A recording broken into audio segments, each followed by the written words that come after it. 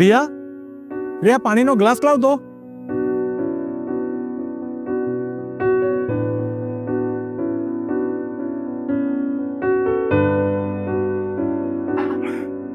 રિયા, આજે મારી સેલેરી આવી ગઈ છે. હું સૌથી પહેલા કાલે હેલ્મેટ લેવા જઈશ.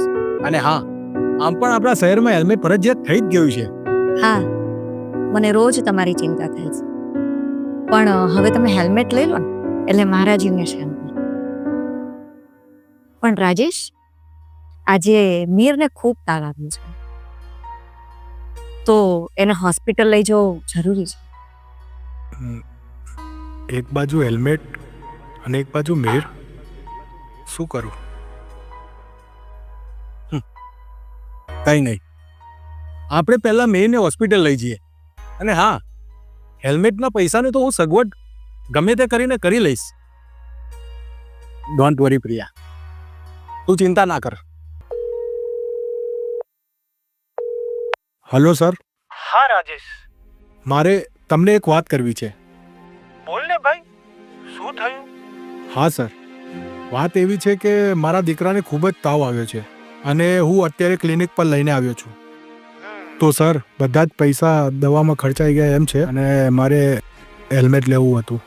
એના માટે પૈસા બચાવીને રાખ્યા હતા. તો સર, તમે એડવાન્સ મને આપી શકશો? અરે હા રાજેશ, તારી મુશ્કેલીને હું સારી રીતે સમજી શકું છું. હું હમણાં જ ટ્રાન્સફર કરું છું એ પૈસાને. Thank you sir. આજે તો ઓફિસમાંથી એડવાન્સ મળી જ ગયા છે, તો સૌથી પહેલાં હેલ્મેટ જ ખરીદી લો એટલે શાંતિ.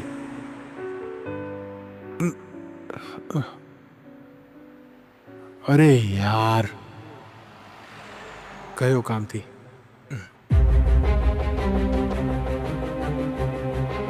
કેમ મોટા ભાઈ હેલ્મેટ નથી પહેર્યું? હેલ્મેટનો કાયદો ફરજિયાત થઈ ગયો 15 ફેબ્રુઆરીથી આપણે, બરાબર છે? અને 45 દિવસ સુધી અમે કેમ્પેન ચલાવેલું છે કે હેલ્મેટ પહેરો, તમારી અને તમારા પરિવારની સુરક્ષા માટે. હવે એનો 500 રૂપિયા દંડ ભરવો પડશે. હા સર. નહીં, તમારી બીજી કોઈ જ વાત, કોઈ જ બહાનું સાંભળવામાં નહીં આવે ભાઈ, બરાબર? નહીં, દંડ તો ભરવો જ પડશે, બહાનું કોઈ જ નહીં. કોઈ અત્યારે હું હેલ્મેટ ખરીદવા જ જઈ રહ્યો હતો સર. શું પ્રોબ્લેમ છે ભાઈ? સર, કેમ હેલ્મેટ નથી પહેરતા તમે? સર, વાત એવી હતી કે ગઈકાલે મારા દીકરાની તબિયત બહુ ખરાબ હતી, એટલે એને હોસ્પિટલ લઈ જવો પડ્યો અને બધા જ પૈસા આમાં ખર્ચાઈ ગયા.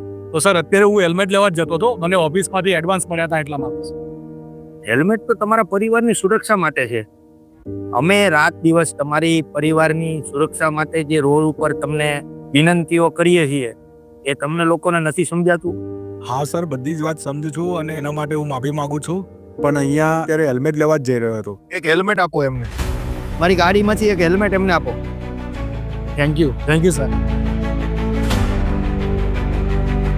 લો, સુરત શહેર ટ્રાફિક પોલીસ તરફથી તમને હું હેલ્મેટ આપું છું. તમારા પરિવારની ને તમારી સુરક્ષા માટે હેલ્મેટ પહેરજો, બરાબર?